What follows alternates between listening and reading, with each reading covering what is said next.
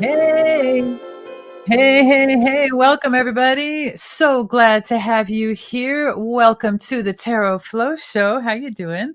At the Tarot Flow Show, Synchronicity is the star, and I am your host, Allison Pickering. Be sure to check out our little website, AllisonPickering.com. But today, we have a very special guest, and I'm so happy to bring her on here. And helping to welcome Miss ALLA today is our good friend from Scandinavia, the savant, the super duper student who has read every book and probably has every single deck. We're always learning more about him as he enlightens us, and we have a good time doing it all. This is Kefri Skarabus. Welcome, Kefri. Yay! Hi, Alison. Welcome to the Tarot Flow Show. And this is someone that we both know. So Kefri and I both had the great good fortune back in crazy COVID of a friend, a mutual friend, who had started a little online group to study tarot, read tarot cards together, have some friends during COVID, hang out on a Zoom room every week or 2 times a week or whatever. And in this context, we met someone who started her life in the Soviet Union as a teacher, continued as a teacher of special needs and small children here in the United States, got interested in spiritual psychology, and then got 2 more degrees in her 2 master's degrees in spiritual psychology and marriage and family counseling. She has since written a memoir of past lives and a subsequent focus on those past lives who highlighted special friendships.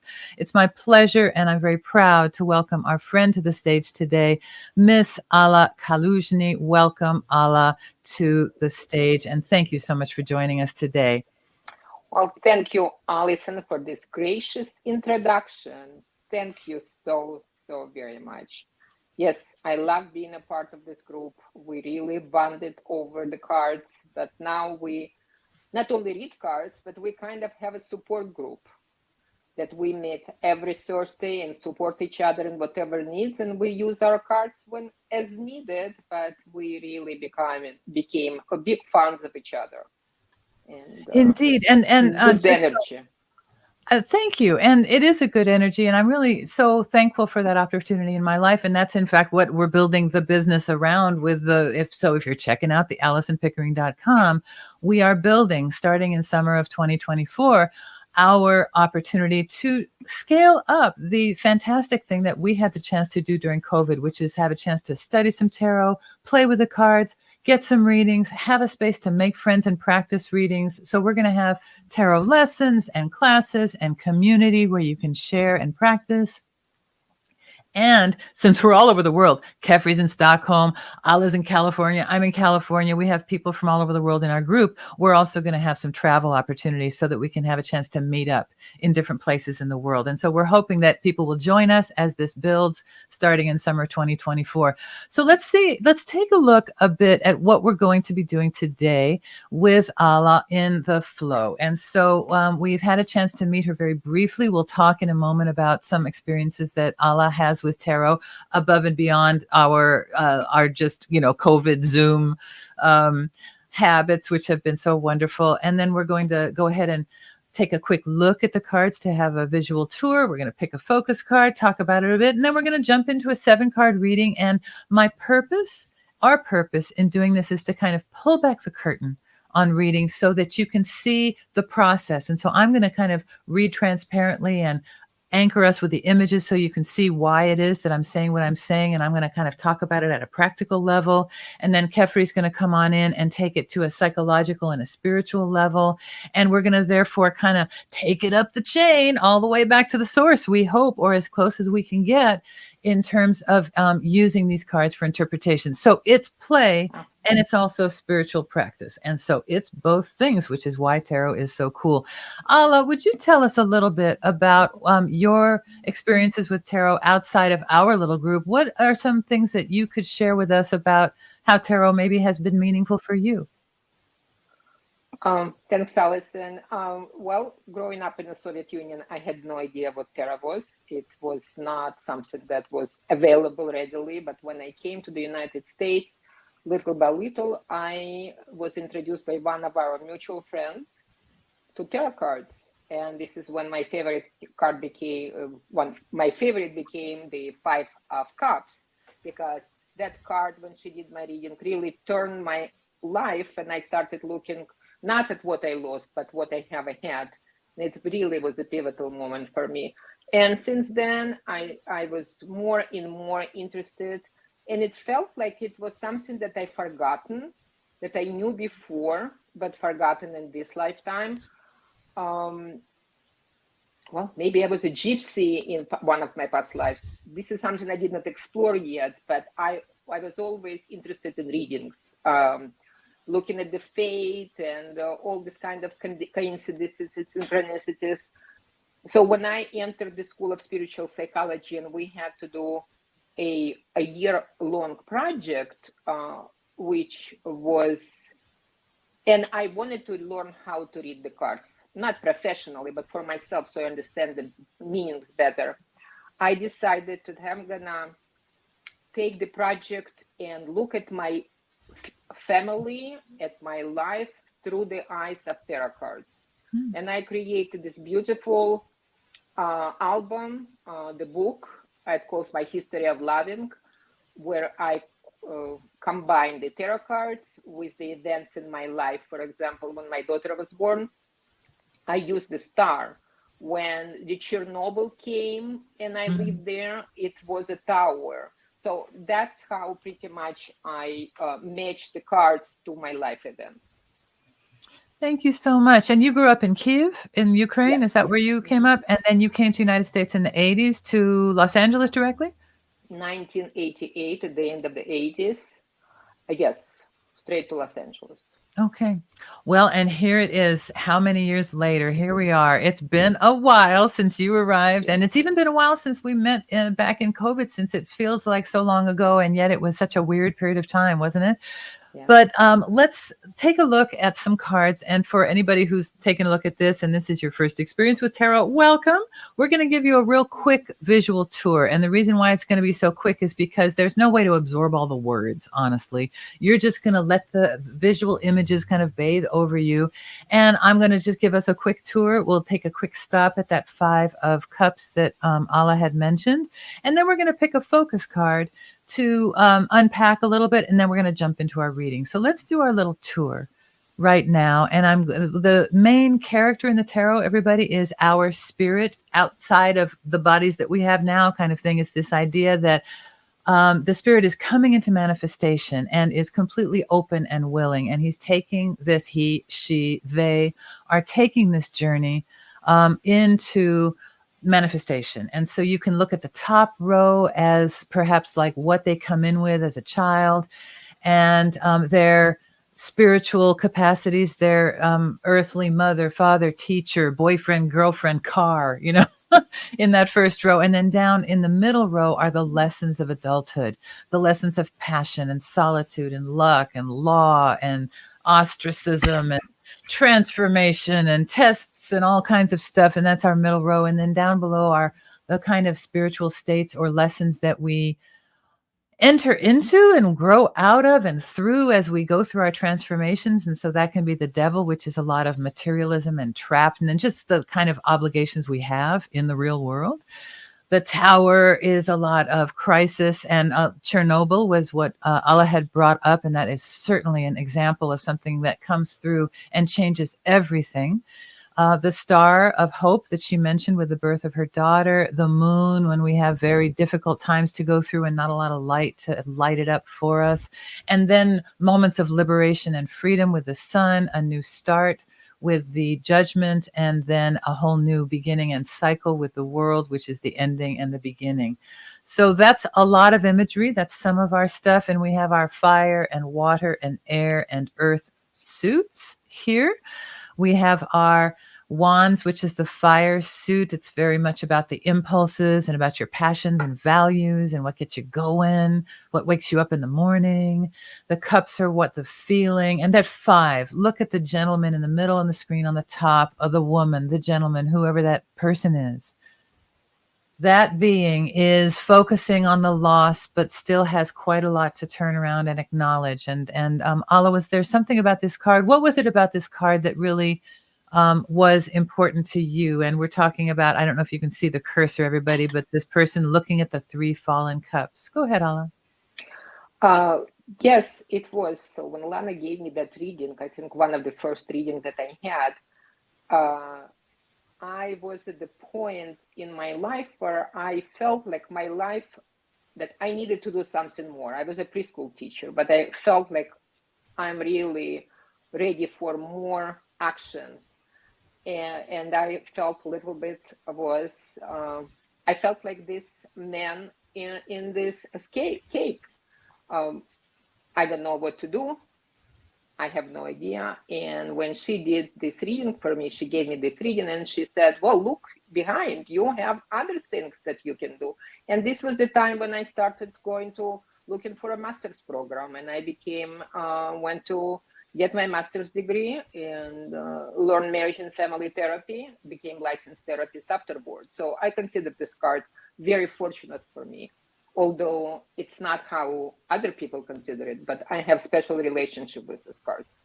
Thank you. I appreciate that. And it just shows you the power of a single image, and its interpretation can be so significant that it can be the pivot point in your life. And that's why contemplating these images and contemplating your interior life is a really, really good use of time, everybody.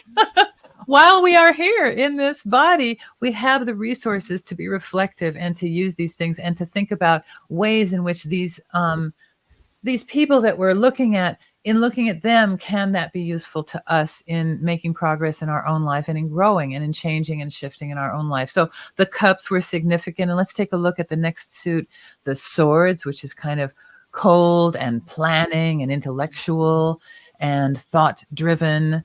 And you can drive yourself crazy with thoughts like we can see in those 8, 9, and 10 cards. And then we also have the earthy, warm suit of the pentacles. And that's where we're in our bodies for real. You know, we're in the earth, all these earthy symbols. These are relationships. These are jobs. These are houses. These are money flow, all that kind of stuff, different stages of a project. And people worry sometimes about that 5-pointed star, but I want to just remind people that we're in the world, and the 5 points on that star are representing our 5 senses, which are the facilities, the faculties that our body has to process the world and to be in the world. And that's why those 5 points are on that star, is to represent our 5 senses. So that's a little visual tour, and there's our reading we're going to do.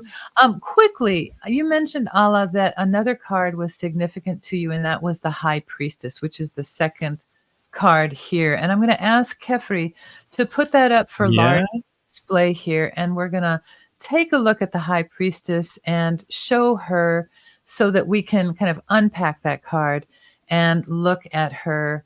And Kefri, maybe you can reload your page for a moment. There we go. Beautiful. So there's our High Priestess. And you can see that there's even some very Masonic kind of symbolism there. If any Masons in the crowd, you can see that the 2 columns of Yakim and Boaz there, the white and black columns. She's holding the Torah. She has an equal arm cross on her breast, which signifies balance of the heart. There's a moon. There's pomegranates, which are about fertility. There's palms, which are also about, so there's palms, which are kind of about the male sexual impulse, and the pomegranates about the female sexual fertility. She's mastered the moon. It's under her foot. Her garment is of water. All of these things are inherent in this receptive energy of the High Priestess. Kefri, when we look at the High Priestess, what else should we think about? The planet that is connected to this card is the moon, and it's a lot of water and emotions here. And those who know the Tree of Life can see that the pomegranates on the whale behind her is actually in the form of a Tree of Life, actually. And she is of course, the middle pillar of the Tree of Life, because that pillar is we ourselves, actually.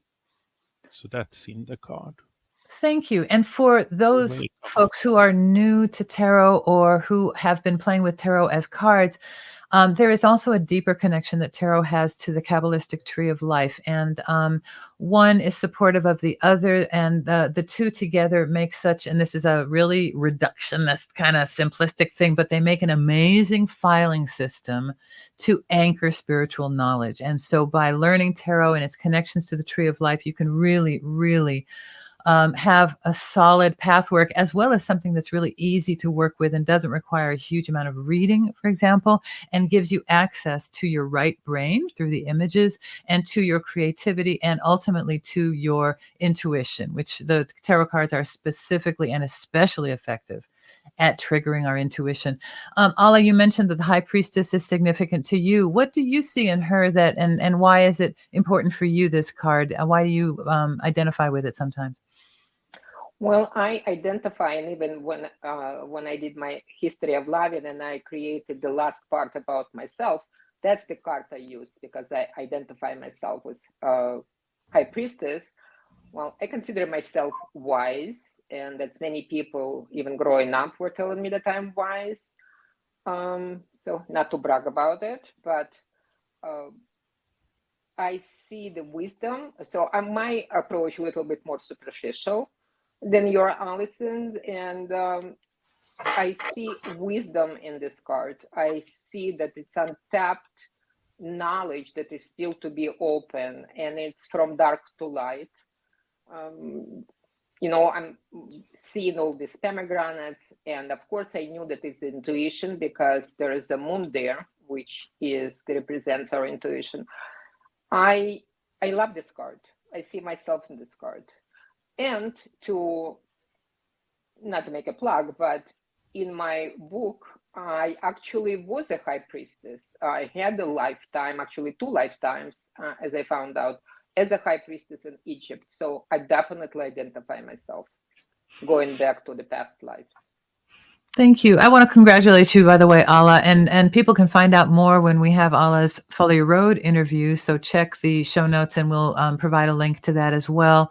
And in the show notes, we'll also link out to Alla's 2 books, which are called Turning the Pages and then Turning New Pages. So Turning the Pages being about some very, very interesting lives that Alla has explored, and then Turning New Pages, Alla, that's about friendships that have lasted many lifetimes. Is that true?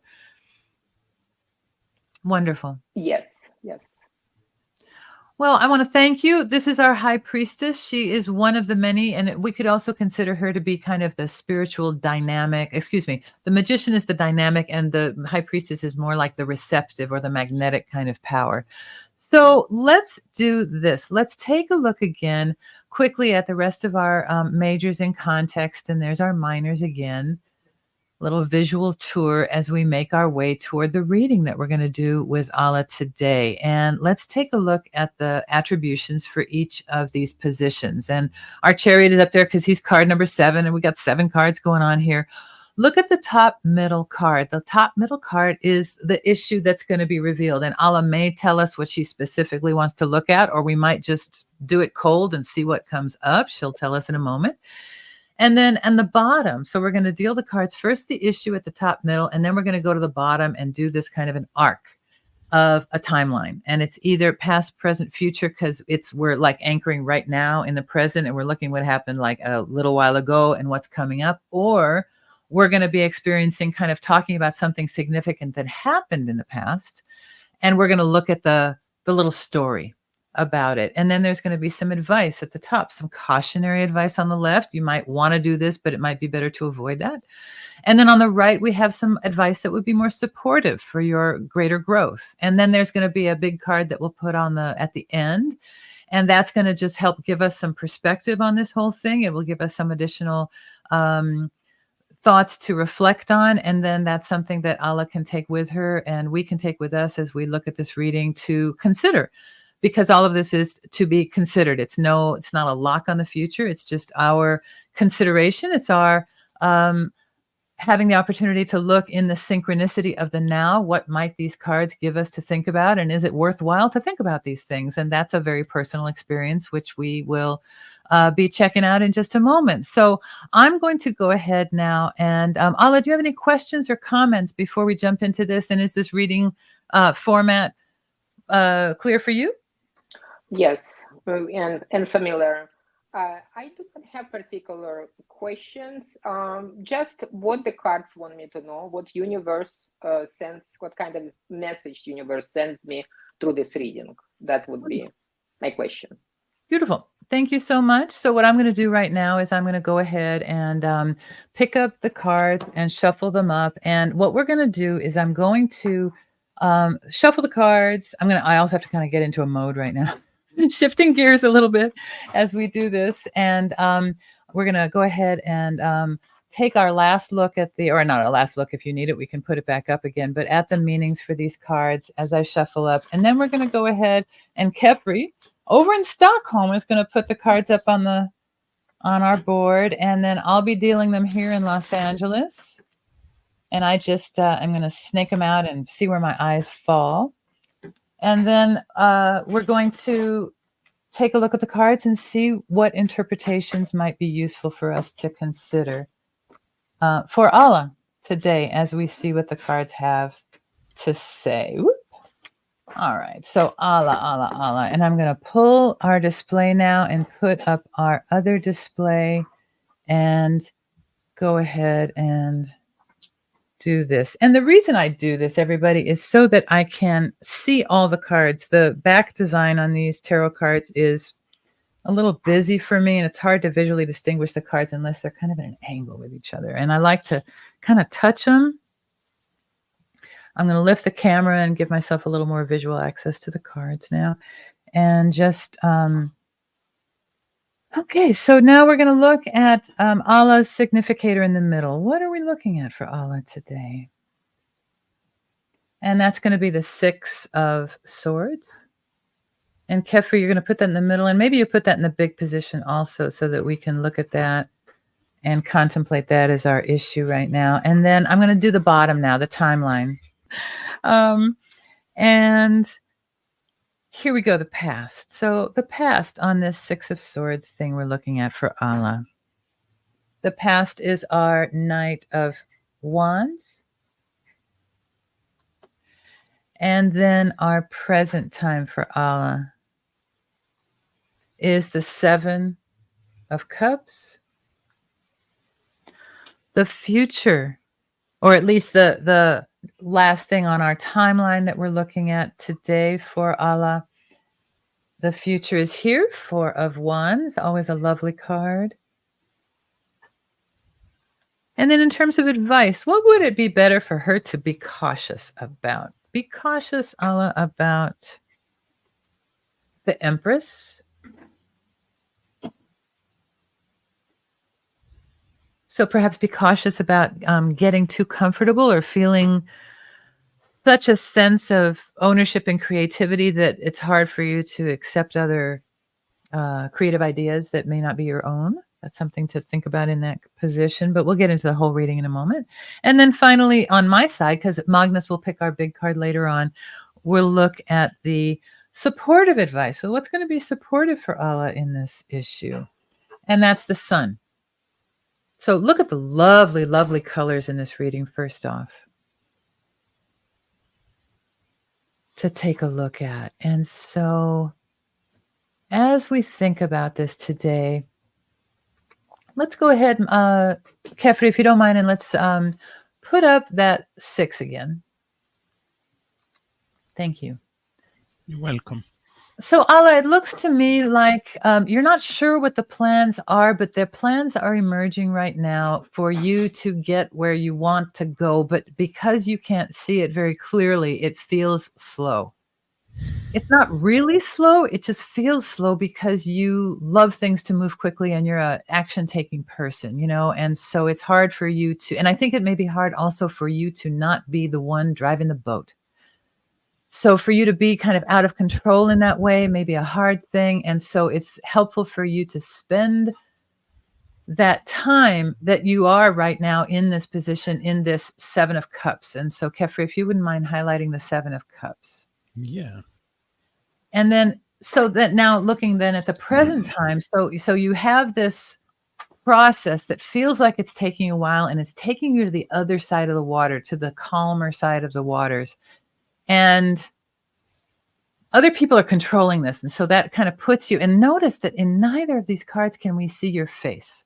Okay, so I'm putting you in the boat on that Six of Swords. And then here, you're the dreamer in this Seven of Wands and Seven of Cups here. And so currently you're imagining what all could be. Maybe this is your new book. Maybe this is what's going to happen next, because so many things are up in the air and in play, and you're very busy right now, and there's a lot of offshoots and all kinds of stuff. And so you can't really lock anything down right now, but this is a good time for you to really entertain all these notions, because you can't really do much else right now. You're kind of in this slow process, and you can't accelerate it too much, even though before in the past with that Knight of Wands, Kefri, that Knight of Wands figure was moving fast, and so this is like your comfortable pace. You really like to move things right along.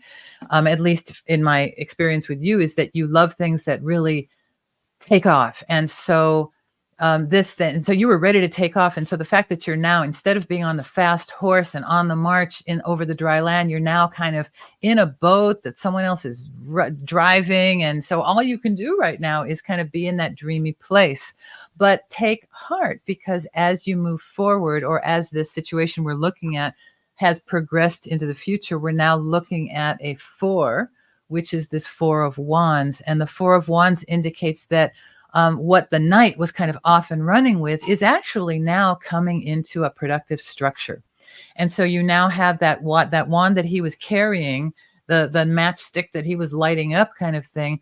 And now it's in this beautiful harvest tent, this beautiful Purim kind of tent. It's a beautiful fall harvest happy result. And these two people who have come together for this project are celebrating their lovely harvest. And you can even see that there's family members and some people kind of circling up in the background there.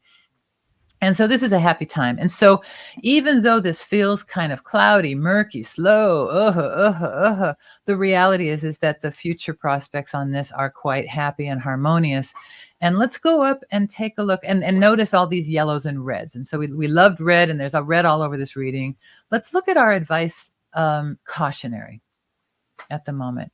In the cautionary advice, the red is what this woman is seated on.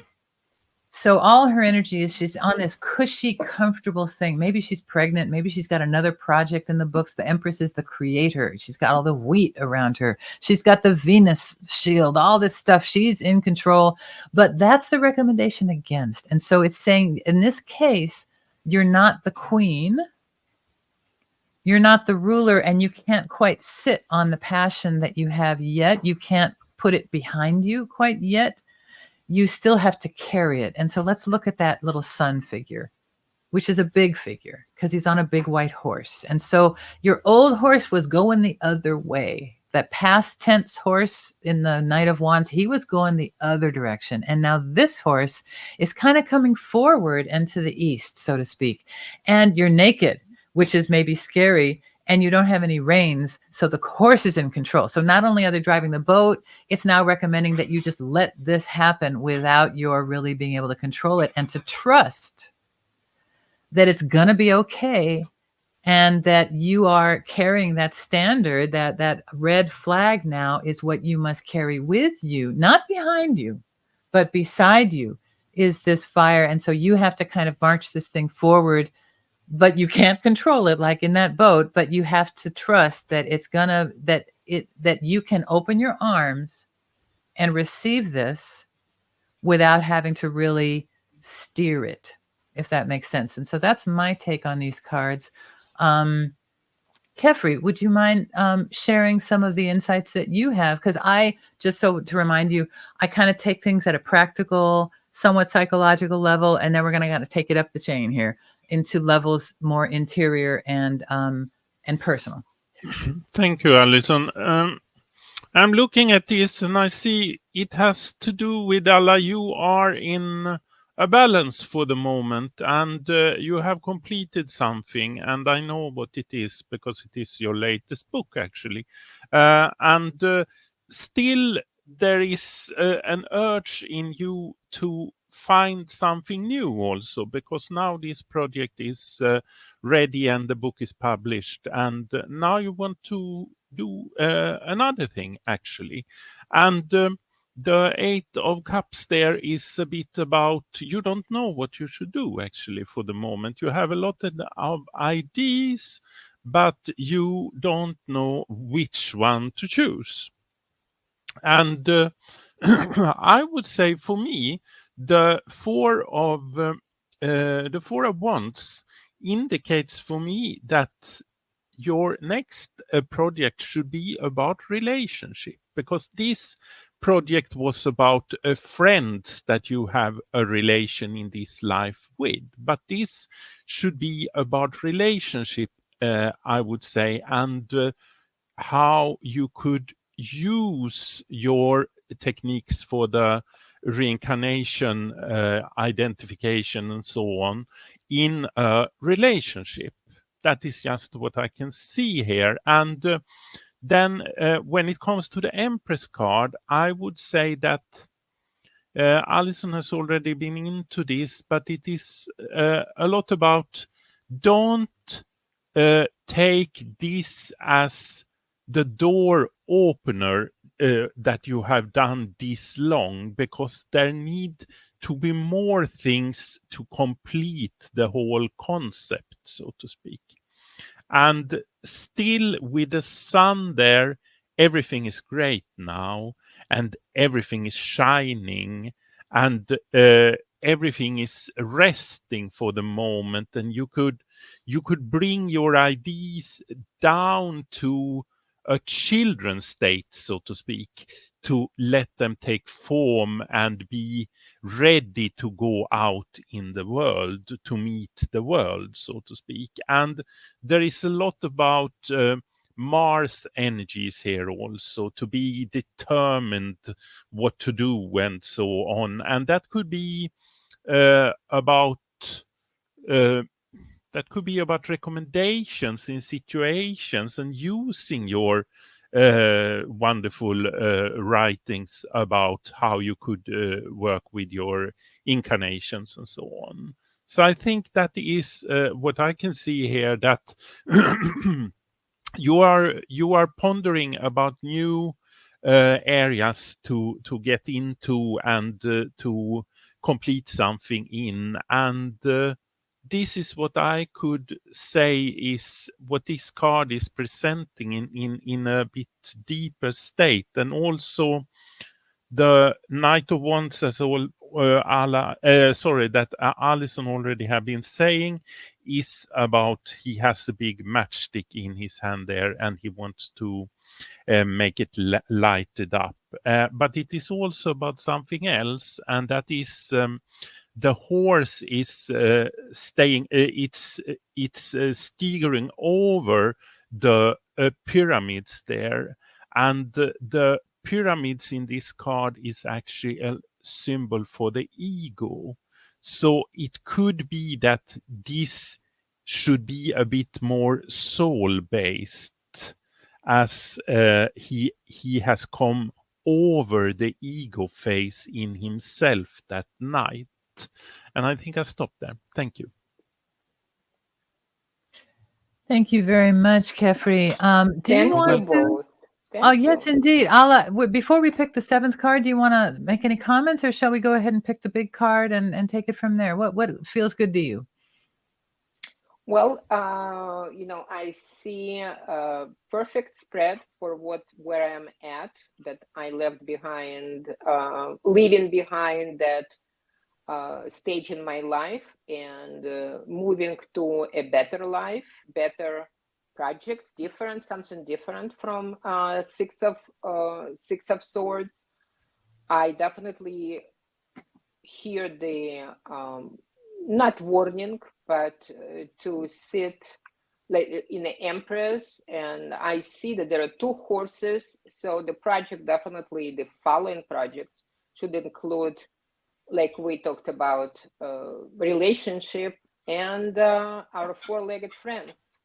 That's another important relationship that we have. Yeah. Yes. And I see the celebration. I'm I'm hoping to get a book award, another book award. So maybe that's the reason for celebration in 4 of Wands. Yeah, overall, and the cups, very interesting. I'm looking at all the choices that are there for me, and I have quite few, and I'm still deciding what to do, how to invest my time. What's interesting, no two major arcanas, but there's no pentacles. No pentacles, that's true. And so this is really, to me, this shows that this is kind of the internal and developmental process, not the actual physical result yet. Mm-hmm. Let's see the card that that Kefri is Yeah. going to pull for our, further consideration. Yeah. And the 7th card is actually the 8 of Cups. More red. So this is interesting. So it seems like it may be that your current thoughts are, that it's like the another variation on the same theme kind of thing. But this seems to me like maybe you're going to go to you're going to take it to a higher level. You're going to take it to there's going to be some kind of a not the sameness about it. So whereas this is kind of it's the same but slightly different. So we're looking at the past lives, and now the past lives focusing on the friendships, and that rather than past lives focusing, let's say, on marriage or romantic relationships or things like that. What it seems to me like this is now you going to a new and different kind of project. So the 7 is now moving to the 8. So there's a certain decision making having happened after the contemplation of all these options, and it's maybe a surprising thing that it's moving in a different direction than you had originally planned.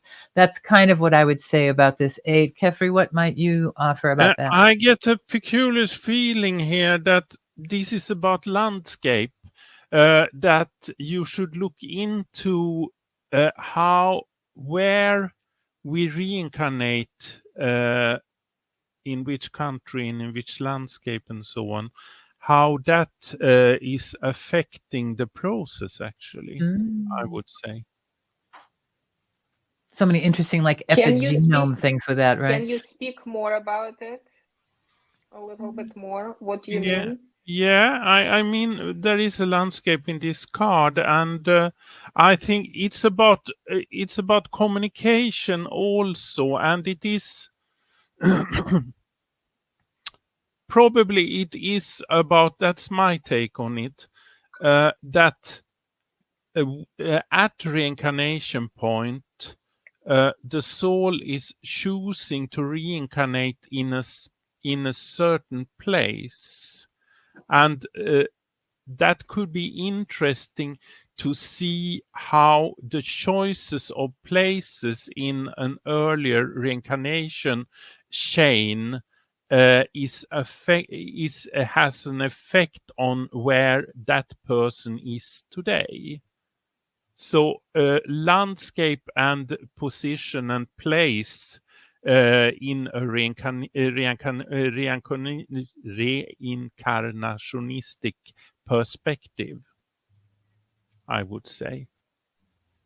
Very interesting. That's a good food for thought. Yeah, thank you, Alla. It made me think of this idea of like the epigenome. So like if people suffer famine or something like that, that stays within the genetic structure, or it stays within that epigenome structure, and it alters the DNA. The external experience alters the DNA. They've done those twin studies and things like that, and the different environment changes your DNA. So I wonder how that changes, let's say, the collective psyche that comes down as those influences of, let's say, all those snowstorms, or of the heat, or of the, who knows, whatever the case. In this case, the rocky, craggy, wintry landscape, and the harshness and that kind of thing, perhaps. Yeah, and I'm looking at this card also. What I read into this card is it's an advice for me is to leave my emotion behind and be more pragmatic in what I am going to do next. And since he is moving into higher grounds, which higher grounds are notoriously colder, then have a cool head and leave your emotions. You don't need them, at least for whatever journey you're taking right now. Do with more pragmatic head, take pragmatic actions. I really appreciate that interpretation. And I hope you don't mind, Alla, that I'm going to be stealing that. Not stealing it, but just adding it. You know, when you learn tarot, you layer on different types of insights that can go with a particular card. So the idea on this card that you've already invested so much emotionally in these other projects, and that's where your emotions really, you like anchor them down there, you lock them down there. And now this is, but that, there was something missing there. This one does not fit that ultimate thing. You have to go do something different for this one. And the emotions are not going to go with you. You have to leave them behind. Well said. I very much appreciate that perspective. And thank you for letting me restate it. Well, that's the beauty of our readings together. We complement each other quite frequently. Because and we all have different interpretation of the same card. And that goes to the number one law of tarot is that it's not about a concrete rule that this means this. It's about the triggering of the intuition. It's about the power of the image and the associations.